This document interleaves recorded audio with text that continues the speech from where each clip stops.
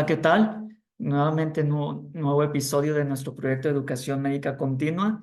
El día de hoy tengo el honor de contar con el doctor Adalberto Rochín Benoit, quien nos va a hablar del tema de espectro de placenta creta. Dentro de su currículum tenemos que él es médico general por la Universidad Autónoma de Baja California en Ensenada y actualmente es R4 de la especialidad en el Hospital Infantil del Estado de Sonora.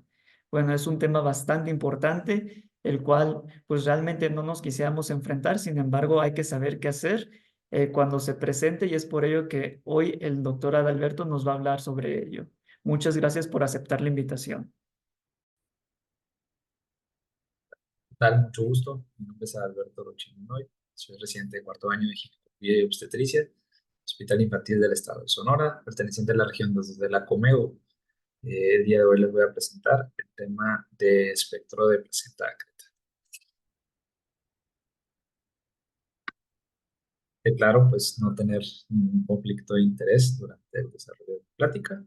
Y vámonos de lleno con la definición. Desde 1937, Irving, en su primera serie de casos, o la primera serie de casos reportada sobre esto, mencionaba la herencia normal de la pared uterina, o sea, de la placenta a la pared uterina, con una ausencia total o parcial de la ácido basal, que es un concepto que se adopta en la fisiopatología del espectro de placenta creta. Y no es hasta 1966 donde se realiza la primera clasificación. Esa clasificación normalmente la conocíamos anteriormente como placenta creta, increta o precreta, dependiendo del grado de invasión en el que se. La FIGO ya esa clasificación la dejó en desuso porque era difícil determinar el grado de invasión o que toda la placenta o todo el espesor de la placenta afectara en los mismos grados, ¿no? Y era difícil diferenciar.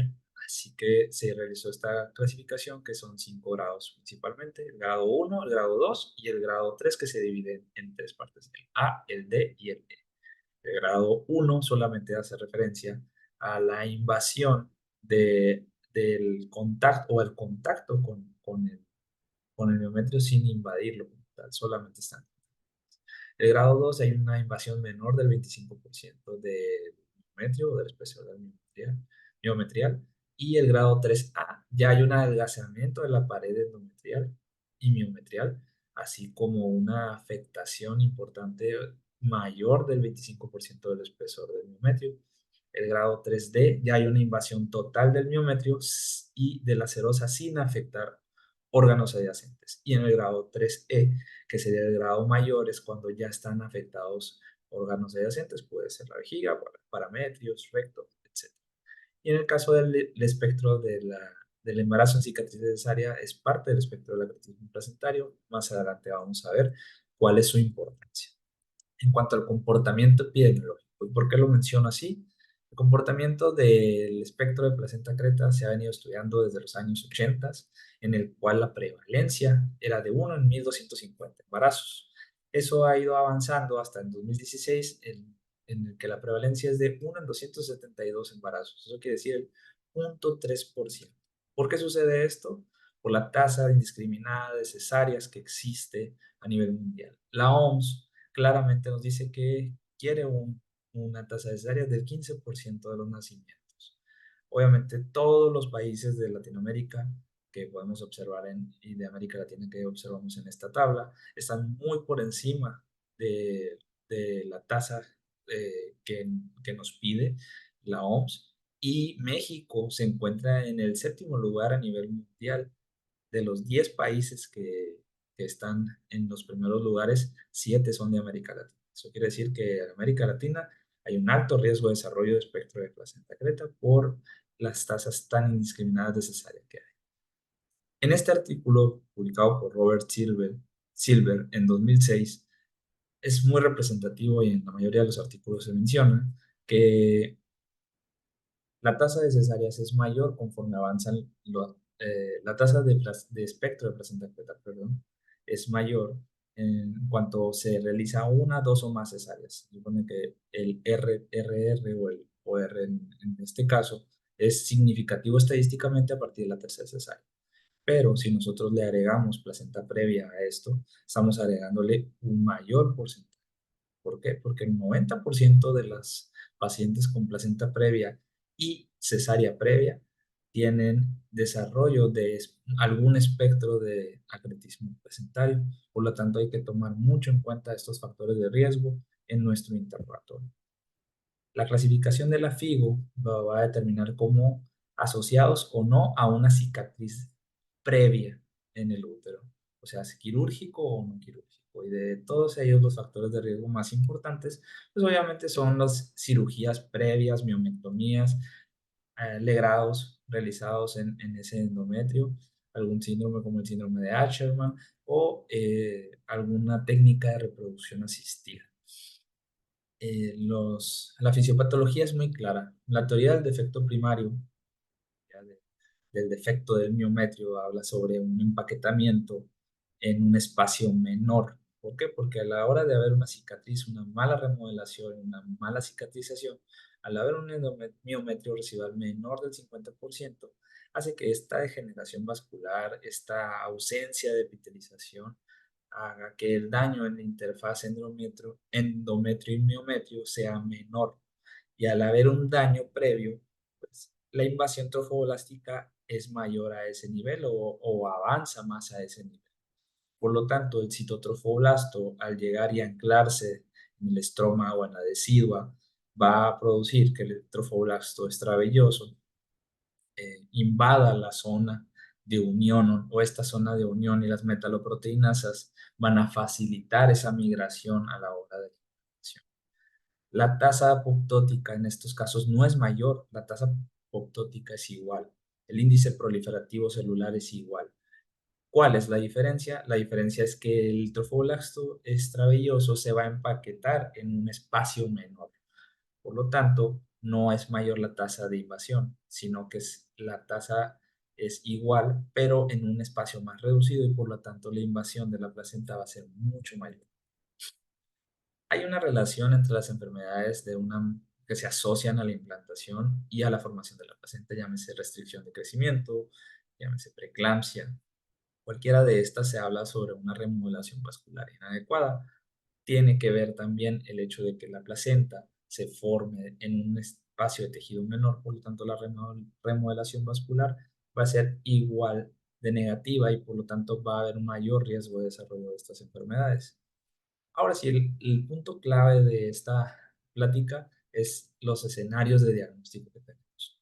El escenario posparto, sería ya enviar la pieza a patología y observar la invasión al miometrio del trofoblasto o de la placenta.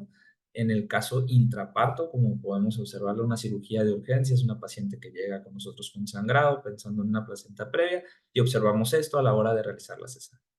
Y la que es más importante es la anteparto. ¿Por qué? Porque es la que va a impactar en la morbimortalidad de estas pacientes. Claro está, los estudios ya lo han determinado, que la sensibilidad y especificidad del ultrasonido es bastante buena. En este metaanálisis podemos observar que en los 23 estudios y más de 3.000 pacientes que se dieron, la sensibilidad y la especificidad superó el 90%. Por lo tanto, lo hace una prueba de muy buen rendimiento.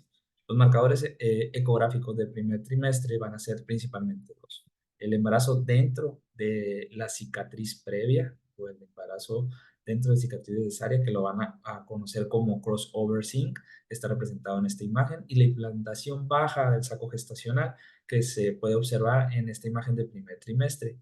Estas van a ser más notorias en las primeras semanas de gestación, especialmente entre la sexta y la novena semana de gestación. Por lo tanto, el tamizaje de estas enfermedades debe iniciar en esas semanas.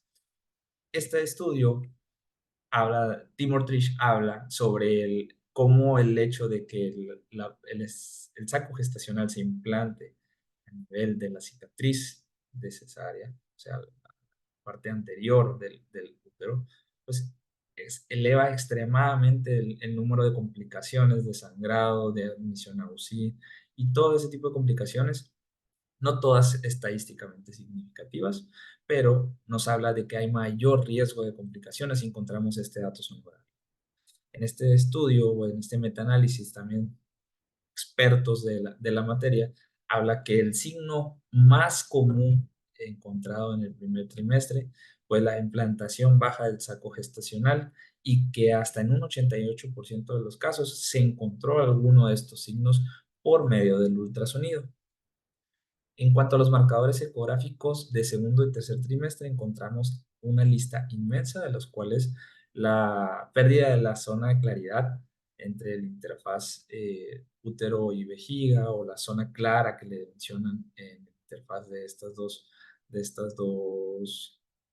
estructuras, o el adelgazamiento de la pared, pues son los signos más sensibles y específicos respectivamente, pero puede haber varios y aquí los vamos a observar. Esta pérdida de la zona, o la zona clara que le dicen, podemos observar una línea en el interfaz entre la placenta y las estructuras, en el cual nos habla de que la placenta, aquí hay un espacio que lo va a dividir. En este momento, la pérdida es muy notoria de esta zona clara y es un signo ecográfico de agretismo placentario. También las lagunas anormales, o sea, la placenta puede tener lagunas, pero las lagunas irregulares, tortuosas, grandes, con abundante vascularidad a la hora de aplicación de Doppler, pues nos habla o nos hace referencia de, de un riesgo de agretismo placentario. Y sumado a que esto se puede representar clínicamente por esta imagen, que es de la misma paciente, pues podemos encontrar, previo al abordaje de la paciente, saber a qué nos vamos a enfrentar, que eso es parte importante de la práctica, ¿no? También la irrupción o la protrusión de en interfaz entre la vejiga y el útero. Se observa una imagen, un abultamiento que podemos observar aquí, también los vasos puente que son claros, también una masa, o lo mencionan como una masa exofítica, un bulto placentario, también lo podemos encontrar así. Y sobre todo los vasos puente, que nos va a hacer la referencia de que se encuentra la placenta, está la vejiga, y en medio se encuentra una amplia vascularidad, hablando de una implantación a este nivel, ¿no? Y podemos observar como la pared anterior del útero, en contacto con la vejiga, se encuentra toda esta red de vasos o de neoformaciones, neovascularización, a la cual, si tratamos nosotros de incidir a la hora de la cesárea, pues vamos a meternos en graves problemas. Por lo tanto, debemos planear nuestra cirugía al tener imágenes como las que anteriormente mostré. También, pues, la pérdida, o la pérdida de la línea clara a nivel de la miometrio, o el adelgazamiento del miometrio, pues va a darnos es un dato un poquito más fino de acretismo placentario, de espectro de placenta excreta, y pueden ser los que se van a representar como acretismos focales, o zonas más pequeñas de acretismo, como es en este caso, pero igual de peligrosas si en dado caso se incide en ellas.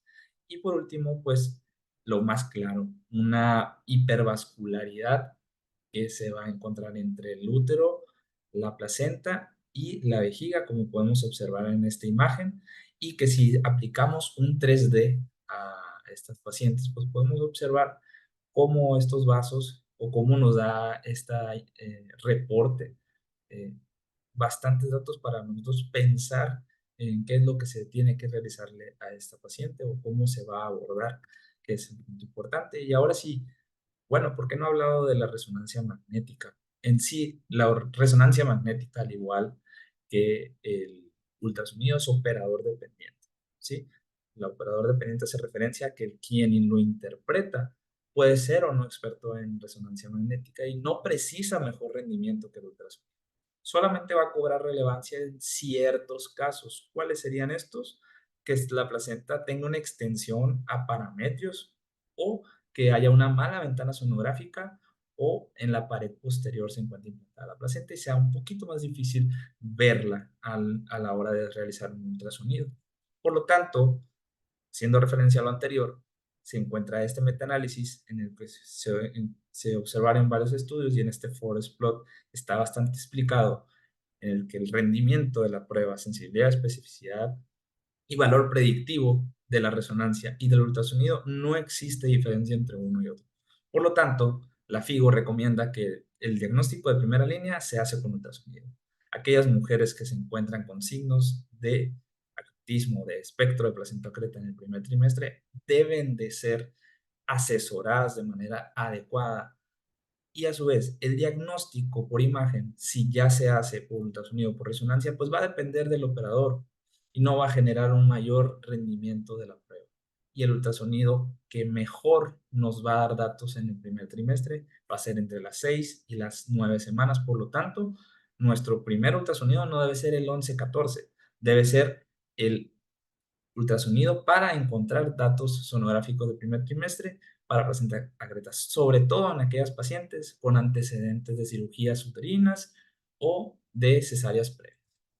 Y por último, la propuesta quirúrgica. La propuesta quirúrgica viene desde 2003, por el doctor Palacios Jaraquemada, 2005, nos habló sobre los segmentos en los cuales se pueden dividir la invasión de la placenta en estas pacientes, una serie de casos de 300 casos, que es bastante bueno, y la hace referencia a que la placenta se puede implantar en un segmento anterior o en un segmento un poco más inferior. Y eso, ¿de qué nos sirve? Nos sirve para planear el tipo de cirugía que se va a realizar. ¿Por qué? Porque en el S1 o en el segmento 1 pues va a haber una menor cantidad de vasos comprometidos. En cambio, un segmento más bajo, más cercano a los paramétricos, más cercano a arterias como las vaginales, arterias rudimentarias, arterias como ureterales, ramas aberrantes de la uterina que pueden existir, pues va a ser mucho más difícil la cirugía y va a haber muchas más complicaciones.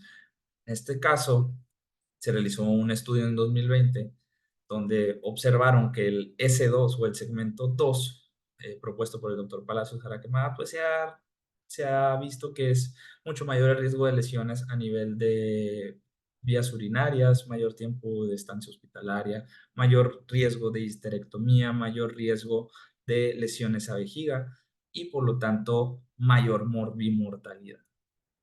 Posteriormente, el doctor Palacios Jaraquemada, que es uno de los expertos en esta rama de la ginecobstetricia, de la obstetricia, eh, menciona una cirugía conservadora en el caso de la preservación de la fertilidad, pero no solo de eso, de hacer un manejo y un control vascular adecuado sin afectar o hacer pasos innecesarios de la cirugía, en el cual se conservaron el 81.5% de los casos que aquí se estudiaron, o sea, 248, 202 se conservó el útero, y el hecho de conservar el útero hizo en el estudio que las pacientes que se conservó el útero tuvieron menos riesgo de lesiones y menos riesgos de hemorragia. Por lo tanto, la cirugía conservadora es un plan importante, no todo es histerectomía obstétrica. Por lo tanto, un año siguiente, en 2023, propone estos 5 segmentos en los que hace referencia a la invasión, dependiendo de si es de licencia, si hay atención o si hay invasión del segmento anterior, del segmento posterior o de los diferentes segmentos, y propone que dependiendo de cada segmento aquí clasificado, una cirugía para esta afectación. Por ejemplo, si hay una sola licencia de la cicatriz previa, pues poder hacer una cirugía conservadora, ser más conservados en el manejo. O si la invasión es mayor, los parámetros o la cantidad de vasos que se encuentran afectados conforme van avanzando los segmentos es mayor, pues hay mucho mayor riesgo de que la paciente se comprometa, y por lo tanto la histerectomía total modificada o subtotal modificada puede ser la opción de manejo. Este algoritmo nos hace referencia a que el manejo se empieza desde si tiene riesgo o no. Lo sospechamos, después de sospecharlo, hacemos nuestro tamizaje en el ultrasonido estructural, ver si está la placenta previa o si está de inserción baja. Posteriormente, si nosotros diagnosticamos datos de acretismo placentario, hacer una resonancia magnética entre las 24 y las 30 semanas y buscar la forma de que se planee la cirugía o se planee la cesárea entre las 34 y las 36 semanas si tenemos una paciente que no ha tenido ningún tipo de complicación. Obviamente, si hay pacientes que tienen complicaciones o tienen sangrados anteriores a estas semanas, pues valorar el uso de maduración pulmonar, y ahora sí que todas estas pacientes sean atendidas en un tercer nivel de atención donde haya un protocolo de transfusión masiva y personas preparadas para realizar esto. Entre las nuevas técnicas, este artículo publicado en 2023 sobre las técnicas para cirugía preservadora de útero en acretismo placentario, espectro de placenta creta, nos reporta o nos dan este manejo con un balón de Zukovsky, que es el balón que yo les estoy plasmando aquí en esta imagen, que es un balón doble que se coloca antes de la cirugía, primero a nivel cervical, y cuando ya se realiza el procedimiento, se hace la extracción y se coloca un balón que tiene la función similar a la del Bacri de hacer una presión y hacer hemostasia por dentro del útero. Todo esto previo al cierre de la histerografía. Y la histerografía se hace en un solo plano, pero en un punto en 8 o dar los puntos no de manera habitual, sino darlos en esta forma, donde va a haber mayor tensión de la herida y menos fuga de sangrado o menos sangrado. Va a haber mayor control vascular a ese nivel. El estudio, que fue poco más de 100 pacientes, observó menos sangrado, hasta 1.5 veces menor, menos número de transfusiones, menos lesiones a la vejiga, menos días de estancia hospitalaria y menos riesgo de histerectomía. Por lo tanto, las indicaciones y el manejo en estos casos o en esta serie de pacientes, pues fue nada más que la invasión fuera mayor al cuello o que llegara al cuello uterino o que ya haya infiltración de paramétrios y que el sangrado no se haya controlado. Si el control vascular se dio, no hay por qué retirar el útero. Por lo tanto, las recomendaciones son muy claras. En estos pacientes siempre hay que tener el control vascular y el uso de ácido tranexámico antes de la cirugía. Deben de estar tratadas en un centro de tercer nivel con personas capacitadas en cirugía pélvica compleja. Y en caso de que haya ausencia en la separación de la placenta, no se debe hacer extracción de la misma y se debe dejar in situ. Se ha visto que esto es mejor.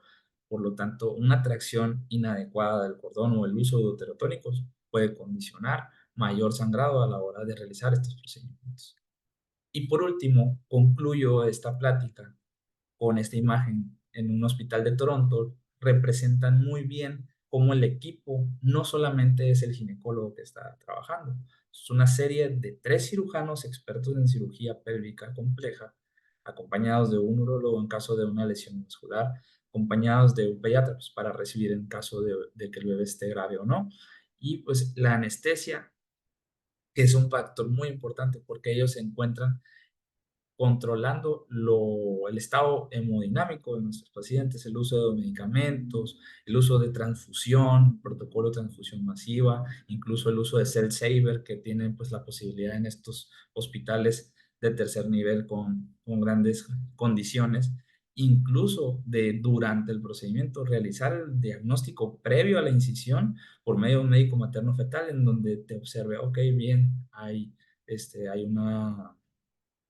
una inserción baja, están afectados los paramétrios, fíjate que está más hacia la vejiga, está más anterior, está más posterior, y tener todos los aditamentos y los medicamentos necesarios para poder enfrentar este tipo de patologías. Por lo tanto, la conclusión es la placenta o el espectro de placenta creta debe ser manejada de manera adecuada en el lugar adecuado, centro de tercer nivel, con todas estas condiciones. Y si no se tienen estas condiciones, pues lo más cercano a ellas. ¿Por qué? Porque eso va a impactar en la morbilidad y en la mortalidad de nuestras pacientes. Eso es todo de la plática. Espero que les haya gustado. Esta es la bibliografía utilizada y está mi contacto en mi celular para cualquier aclaración, pregunta, y espero se sigan dando estas pláticas que enriquecen a nosotros los residentes de esta especialidad que nos gusta y que poco a poco nosotros vamos a seguir subiendo actualización de temas que nos interesen como este para poder estar mejor preparados para situaciones del día a día que son muy importantes. Muchas gracias.